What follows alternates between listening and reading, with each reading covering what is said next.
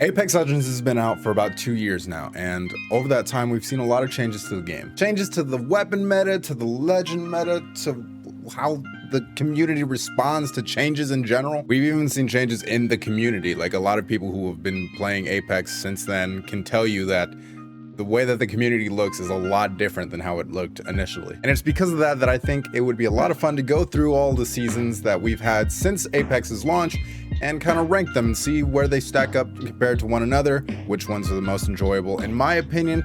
And just to let you guys know right off the bat, some of you are not going to be happy with me, but that's okay because it's a matter of opinion, and all of this stuff doesn't really matter in the grand scheme of things anyway. Whatever, life is meaningless. As a reminder, make sure you hit that like button, and if you're new here, maybe consider subscribing. It's free, it's a lot of fun. You get to click your mouse. How often do you get to do that? You know what I'm saying? I also stream every Monday, Wednesday, and Friday over on twitch.tv/IamDannyDelight. This link right here. I play a lot of Apex, I play Resident Evil, I play a little of whatever I feel like playing. So if you're interested in hanging out and just, you know, having a laugh or two, make sure you come by. I would really appreciate it. Now I'm going to be rating all of these on a scale of 1 to 10 as they compare to each other, because if you consider preseason a season, which is an oxymoron, then we've technically had 10. And I'm actually going to count preseason in this list because a lot of people consider that its own entity separate from all the other seasons. So preseason, or season 0 as some people call it. So jumping in with preseason, for those of you who didn't play or don't remember, Apex was released on February 4th, 2019. That is 7 months before the release of Call of Duty, Modern Warfare, and Warzone, Apex's primary competitor right now. 8 original legends with unique abilities, movement mechanics that were totally different than anything out at the time, and general pacing that was also much different. It's worth remembering that at this time, Apex's primary competitor was Fortnite, a game that was literally an international sensation. The fact that Apex even came out at this time is kind of mind-boggling when you consider how the battle royale genre has grown and changed since those days. Nowadays, when you're thinking of battle royales, you're either thinking of Warzone or Apex. Those are really the two juggernauts at this point. Fortnite is still around, but it's nothing compared to what it was in its heyday. And it was clear from Apex's launch that it had a lot of potential from the early days on. However, Apex was also very slow to release new content in those early days. So despite all the hype surrounding the game, they never really lived up to the potential that I think that they still can reach. Preseason, the only content we really got was the Havoc and a few Valentine's Day skins, based solely off the strength of the launch, plus introducing us to some new exciting mechanics such as the respawn beacon. I'm gonna place season 0 at number 7 on our list. Keep in mind, this is 1 to 10. Moving on to season 1.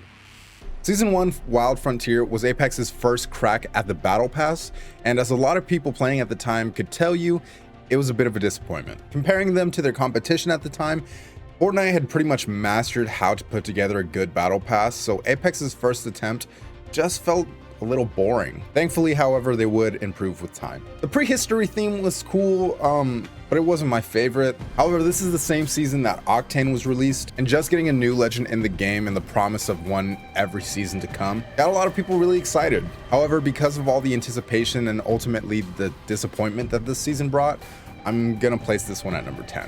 Which, if you're Apex, this is really a good thing because your worst is behind you. With season 2, it was clear that the Apex team was disappointed with the reception of season 1 because, man, they came out with the content. Our first major map update, we had flyers and leviathans flying and running around the map, causing mayhem. New POIs like the Cage, and our first 2 town takeovers. Octane's Gauntlet at the beginning of the season, and Sing Labs with the Voidwalker event. The Voidwalker event was also the first time that the Riders team really had the ability to just kind of flex on us, and holy hell, flex they did. I think the Voidwalker is still my favorite story from the Outland, and it really set the tone for the direction the Riders were going to take the rest of the story. We were also introduced to skydive emotes, loading screens, music packs, and new loot like the L-Star, Disruptor rounds, and Hammer points, 2 of the most enjoyed hop-ups in Apex history, or infamous depending on who you ask. Not to mention that this is also the season that introduced us to Ranked. For all of those reasons, plus some interesting new skins, I'm going to place season 2 Battle Charge in my top 3. I'm also going to do my top 3 last to kind of build up a little bit of anticipation, so make sure you watch to the end of the video. Season 3 Meltdown introduced us to a new map, World's Edge. Personally, my favorite map. It also introduced Crypto, a legend that was teased for an entire season before his release, As far as I know, him and Loba are the only two who have had teases for that long. We got two new hop-ups, the Anvil Receiver and the Double Tap for the EVA 8 and the G7. This is also when the most annoying gun to ever exist in the game was introduced, the Charge Rifle. We saw the introduction of Charms, the firing range, Mirage Voyage, and Duos as an LTM. It wasn't actually made part of the game permanently for a couple more seasons. We also saw a lot of changes to rank to make it look a little bit more like how we expect to see it today. Things like KP for assists, RP entry costs, and multipliers for your KP based on placement. The season also introduced one of my favorite LTMs of all time, the Fight or Fright event. It's also worth remembering that most people consider this version of World's Edge to be the best. Personally, I like where World's Edge is at now, but I see where they're coming from. If you ask anybody who was playing at the time, they look back at Season 3 pretty fondly. I'm gonna place it in my top 3. This is no surprise to anybody watching, I think. Season 4, Assimilation. Season 4 introduced the Sentinel, the Sniper Rifle class, and Sniper Rifle ammo. It also introduced Evo shields to the game, teased Loba, and of course, we got our boy, Revenant. On the topic of Revenant, I want to remind everybody what a terrible legend he was from the outset. He's gone through a lot of changes that have made him a little bit more meta and a little bit more viable, but when he first got into the game, he was basically unusable. We saw changes to World's Edge, most notably fragments East and West, saw the introduction of Master Tier rank in Ranked, and the change to Pred, namely making it only the top 500 on each platform. This is also the season that map rotations were introduced. Instead of spending the entire season on World's Edge, we now got to play back on our old friend Kings Canyon. Although we saw a lot of good quality of life changes in this season, because of Revenant's really underwhelming intro to the game, as well as it being not just really that memorable, I'm gonna place this one at number 5. Season 5, Fortune's Favor. This was a really big one for the writers. We saw the introduction of quests as well as Loba. I think at this point it became really clear to me that the writers were playing a very significant game when it came to Apex. They had a lot planned out that they were just leaving the breadcrumbs for us to find. This is also the season that they introduced the mobile respawn beacons, but other than that, I don't really even remember this season that much. I look back at the patch notes for all of these seasons, and I remember most of what I was thinking during these seasons of going through these changes, and really Season 5, just another one of those seasons that's just kind of underwhelming. I'm gonna put Season 5 at number 8. Season 6, Boosted. This season introduced us to Rampart, Crafting, and the Vault. Oh yeah, the 99 was in the care package at the time. Weird. We also saw the introduction of Hollow Sprays. In my opinion, this is also not a very memorable season, although the Battle Pass was sick. Weapon meta was pretty energy forward, primarily with everybody running the Volt and trying to play up close. Although, as far as I remember, the weapons were all pretty balanced. This is also the beginning of the Caustic meta. This introduced us to crossplay. The theme of the season was cars and racing. This season kind of bored me, to be honest. Not a lot of major map changes. Really, the reason it's not lower on this list is because of the Battle Pass, number 6. Season 7, Ascension. This season introduced us to our third map and our most recent map. It was completely different than anything we've ever seen.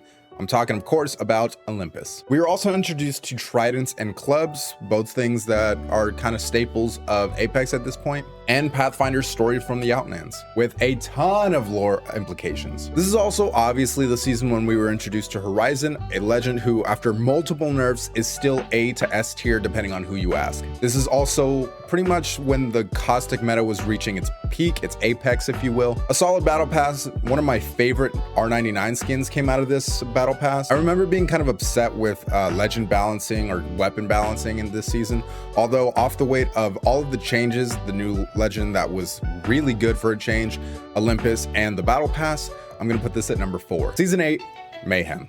Right off the bat, I'm not even gonna lie to you guys, I'm gonna put this one at number 9. Some of you are gonna be upset with me. Yell at me in the comments. I will read it. I will not agree with you. I'm gonna tell you right now. First off though, let's start off with what I liked about this season. Coming back to Kings Canyon with additional area to fight in did help a little bit with the third parties. The intro of level 4 mags was a great change for the game. And Ranked saw the last of the changes that pretty much turned it into the rank that we know today, which in my opinion is in a really good spot. The battle pass was pretty solid. We got some really cool skins for a couple of legends.